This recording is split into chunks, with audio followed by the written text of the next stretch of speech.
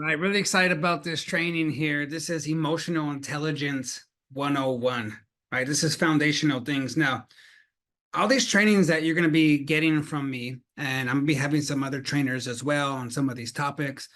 The whole point is to get a result. And because of that, we're going to make it very simple, very practical. So again, I want you guys to make sure you guys are taking notes and not just taking notes to be able to just repeat what you learned just to prove that you watched it. No, take notes of how am I going to apply this so that way you can benefit. Now, when it comes to this topic, this is one of the most important ones. We talked about communication before. We're going to be talking about conflict resolution, about leadership, time management, all very important topics. Okay. Now, this one is foundational for all of them, even for communication. Like this one's going to help you with everything, and it's emotional intelligence. Now, there are statistics that say out there in every industry, the highest paid people, the highest paid top performers, the top performers of the top performers are the ones with the highest emotional intelligence. This is the EI, emotional intelligence. You know how there's the IQ, right? This is the EI, emotional intelligence. This is self-awareness, knowing what your emotions are going on, what going on are your emotions, how to control them, how to manage them, how to change them, right? It's knowing about the emotions, controlling your emotions, controlling the room. That's what we're going to be talking about. Now, imagine losing your cool in a meeting or failing to read the emotional tone, the vibe of your team. Like somebody says like, hey, read the room here. You weren't paying attention to what emotion was there, what energy was there, what vibe was there. And you go in there and you kind of become you interrupt it. You become rude, right? Or you just are not in alignment with what's going on, whether it's in a room, in a meeting, with your spouse, with your partner, with your kids. Like all these different things have to do with emotional intelligence, and it's going to really bring a better quality of living in every area. Okay. So I don't want you to be losing your cool in a meeting or failing to read the emotional tone of your team or in the room. Because these moments don't just hurt your credibility, your trust, but it can actually mess up a whole project and destroy trust. It can destroy a whole, goal and thing that you want to produce, you want to achieve. And because you weren't reading the room, because you weren't understanding the emotional state of that person or that team, it can really mess up your success, slow down your momentum. It can do a lot of damage. Okay. Or you can learn these things and man, it sets you up for success. It helps you to have a better quality of life overall because look, emotions, we're all emotional beings, everyone. And yeah, things trigger us. Things make us mad. They get us discouraged. They frustrate us. They get us sad. That's a normal part, but you need to understand that you are in charge of your emotions. You are responsible for your emotions, and you can change them like this, but you just have to be aware first. Okay, we're going to get into more details when it comes to the intermediate and mastery of emotional intelligence, but this is just foundational stuff right here about Emotional Intelligence 101. Now, emotional intelligence, EI, is like the secret weapon to most successful leaders. So if you want to be a successful leader, successful person in your career, in your departments, this is a skill set. This is knowledge that you have to retain and apply that's going to give you the edge. In fact, 90%, this is the actual statistics, 90% of top performers, that's a high percentage. Write it down. 90% of top performers have high EI, high emotional intelligence, and it's linked to their better decision making, better collaboration, better leadership, better ability to sell, a better ability to correct people, to discipline them, to love them, all tied to high emotional intelligence. Now, this training is going to help you to give you some specific tools, basic tools of how to manage your emotions, how to respond to other people intentionally, how to lead with influence, no matter what type of pressure is on you. That's what this is going to help you, okay? So get ready to take some notes. I'm going to give you 3 main things here on when it comes to Emotional Intelligence 101. I'm going to tell you the problem that it brings, the solution that you need to have, and some practical tips for you to start applying, and then some examples, okay? So number 1, name your emotions. Name them. Name them? Yeah, name them. Put a name to it. So the problem that comes with this, when you don't know how to name your emotions, you have unidentified emotions, and these can lead to reacting instead of responding. And there's a big difference. Like I always tell people, you don't want to have, people to have this ability to push a button and make Richard mad. Like, watch this. I'm going to push his buttons. Boom. I'm going to make him mad. I'm going to make him sad. I'm going to make him discouraged and frustrated. You don't want to give this type of power away to people and allow them to be able to determine how your day is going to go, how much joy and happiness and love you're going to have, how much peace you're going to have. No, you want to have that power in yourself. So you don't want to have unidentified emotions that make you vulnerable to lead with impulsive reactions. You want to be able to respond to things, with intelligence, not just react and then after you're like, shoot, why did I say that? Man, I really messed that one up. You don't want to have this regret, right? So what is the solution? How do we get to a place where we don't have this unidentified emotions in us? You start to name your emotions. So you start to label your emotions. When you do this, it actually reduces the intensity by 50%. Think about it. So if you have anxiety, right? And if you just allow it to be there and you start to just live with that anxiety, that's going to mess up your life. But if you name it, if you label it like, oh, I have anxiety right now. I have anger right now. Oh, I'm frustrated. I'm worried. When you name it and label it, it actually reduces the intensity and power that it has by 50%. That's a big number there. So just by labeling it, just by naming your emotion, you reduce the power, the influence, the negative influence that it has on you by 50%. So here's some practical things that you can do to do this. So use an emotion checklist. This helps you to pinpoint exactly what you're feeling. So instead of using general terms like I'm upset, like be specific, like I'm frustrated because my input, because what I shared wasn't considered, because what I said wasn't taken seriously. See, you see how you start to not just say I'm upset.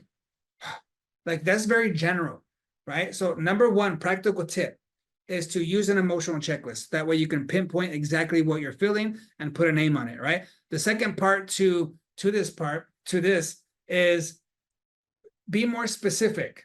Don't just say I'm upset, I'm mad, I'm so worried. Because you're not being specific, it starts to really take over you. It starts to overcome you. But when you start to be specific, you start to reduce the power, saying, I'm frustrated because what I was saying wasn't considered. I'm worried because, so-and-so said that they were going to call me back and they haven't called me back and it's been this long. So you communicating these things really helps your brain to process, and you start to get more awareness and control over the emotions that are running through your body. Yes. Next one, ask. Ask yourself, ask your brain, because your brain is very smart and your brain is like Google. If when you go into Google and you type in something, it triggers a response, it prompts to get the information that you need. Anything that you put, boom, it gives you the information that you need, yes or no. Same thing with your brain. So if you have an emotion that's going on, just prompt your brain, what triggered this emotion? Like, what made me feel this way? When you ask yourself that, your brain will immediately start to connect and bring the situation, the person, what was said, what wasn't said, what happened. It'll start to give you clarity on why it is that you're feeling that. This starts to give you awareness where now you can manage it and control your emotions. So here's an example. During a stressful meeting, say you're at work, you're in a meeting, there's new deadlines, there's new stuff that is being put on your plate, and you're like, oh, like I'm getting stressed here, right? I want you to pause and mentally name that emotion. I'm feeling overwhelmed because this project is going to put me behind schedule, right? When you start to communicate that, you're becoming aware of it, and now you can manage it and control it, right? It's a simple thing, but so effective and powerful. So I want you to get used to these things. One, use that emotional checklist, right? So you can name it and pinpoint what exactly you're feeling. The second thing is start to be more specific. Don't use general terms of just like, I'm upset. Be specific as to, I'm upset because of this, this, and this. And then ask yourself, what made me feel this way? So you start to understand exactly what triggered you, because this helps you to be aware, and now you can manage it. Okay. Second thing, second point, pause and pivot. Don't panic, just pivot. Pause and pivot. See, the problem comes when you have these emotional reactions that you regret later, and it can escalate into a lot of other problems because of your reaction, right? Whether it's with people that you care for, people in your workplace, decisions that you make from a reaction thing because you didn't do all these other steps. You're just reacting, and that creates some very bad decisions, creates a lot of mess, a lot of problems. And you start to look back and be like, oh man, and now you have this regret. Ooh, regret sucks. That doesn't feel good either, right? So here's the solution. Just pause and pivot. So pause before you respond. This creates a little space and a little time so you can have more intentional action. Pause, take a deep breath. You understand what kind of emotion that you're in. Now you can start to make a more calculated decision and not just react. Now you're actually responding. Yes. So here's some practical tips here. Very simple. I'm sure you heard something like this before, but because it's simple, don't think it doesn't work. Because you've heard it so many times, don't think it doesn't work. You've heard it said, like, don't get mad, just count to 10 and breathe. Yeah. Count to 6. Take 3 deep breaths when you're triggered. 1, 2, just you stopping and being conscious and aware of your breathing, and you putting into your brain counting. This creates that little space, that little time, that little control, so you don't react, and now you can respond. So simple, but so effective, right? Another thing you can do is just shift your focus by asking. Asking what, Richard? Ask, what is the best outcome here? You're feeling anxiety, you're feeling frustration, you're feeling angry. Pause, pivot, take those breaths, count, and then ask the question, what is the best outcome here? What do I want from this? This starts to get, instead of acting from your emotions, boom, it moves you up to your mind, into your head. So now you're able to respond rather than react. Yes. Another thing you can do is respond with curiosity instead of defensiveness. So you can say, you're feeling that emotion, instead of like, why are you doing this? Why are you always doing that? Why do you always do this? Instead of reacting, say, can you elaborate more on what's bothering you? If somebody's coming at you, can you elaborate more what's bothering you? Be curious rather than defensive. Why are you so bothered? Why are you talking to me like that? Right? I'm curious. What's bothering you right now? I'm curious. Start off with that. I'm curious. Why are you sharing this with me? I'm curious. What is hurting you right now? See, so when you have somebody who is like coming at you, pushing your buttons, right? Be curious rather than defensive. So here's an example. When you're receiving critical feedback, and a lot of times in the workplace, you're going to get that, right? You're going to get some critical feedback. Hey, you're not doing this right. You're going to get some pressure, and that's normal. So instead of reacting and being defensive, say, I appreciate your perspective. Let's discuss how I can improve. That disarms them. Like they don't, now they know that they don't, you're open, you're coachable, and they don't have to press as hard. They don't have to make you feel bad because you're like, hey, I appreciate your perspective. Like, tell me how I can improve. Even if you don't agree, even if it's not true, it still disarms it. Doesn't mean you need to beat yourself up. It's like, just be open. Be open. Yes. Here's the thing. The third thing now, match energy to influence. We're talking about emotional intelligence 101. Third thing is to match energy to influence, because this is what happens. Emotional mismatches create a lot of problems, right? So if you're, for an example, like staying tense in a calm discussion, it reduces your influence. Like it's a calm discussion and you're like, or it's a happy discussion and you're like, oh, serious. That you're starting to lose influence there. You lose power. So you want to adjust your tone, your energy to kind of mirror and match the situation, to mirror and match the moment. This puts you at a place where you're vibrating at the same frequency, at the same energy, to where now you can create influence and you can have more control rather than being so in contrast. Like there's an exciting moment, exciting, time right now, or people are tense and then you're really happy. That kind of mismatches, right? So you want to mirror and match the situation. And then from there, you can lead it out somewhere else into where you want to go. Yes. So here's some practical things here that you can do with this. Stay calm during those intense moments. Lower your voice. Slow down your speech. Simple. You have to do this with, like, you have to be conscious when you're doing it, though. Because if you get caught up in the emotions, you're not going to be able to, take your breaths. You're not going to be able to, calm down your lower your tone, you lower your speech, slow it down. You have to be very conscious of this. This takes discipline. This takes maturity. Yes.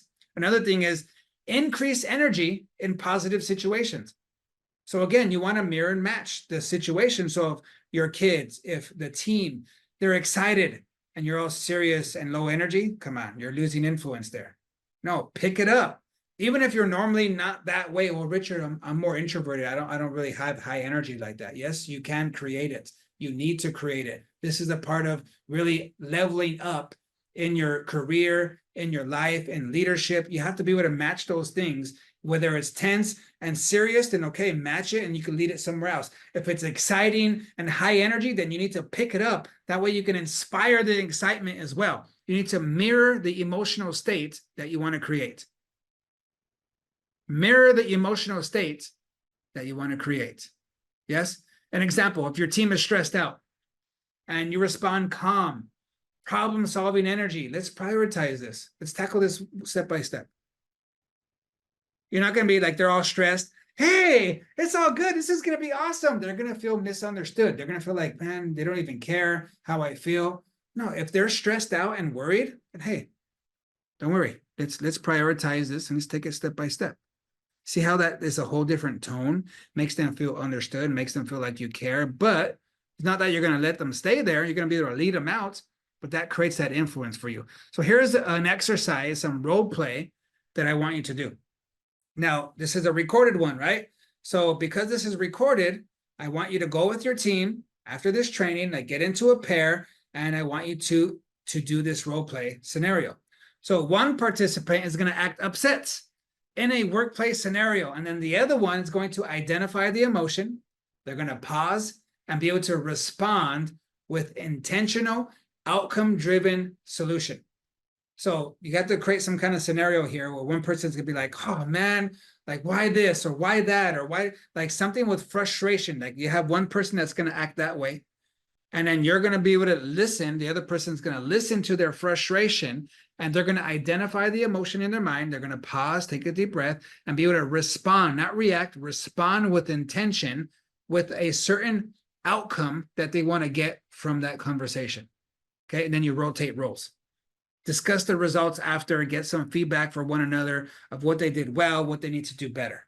All right. So that's the exercise you're going to get into. Should only take 6 minutes for you to get reacting and to be able to get that response. It's just a good little role play here. Now, let's summarize all this now.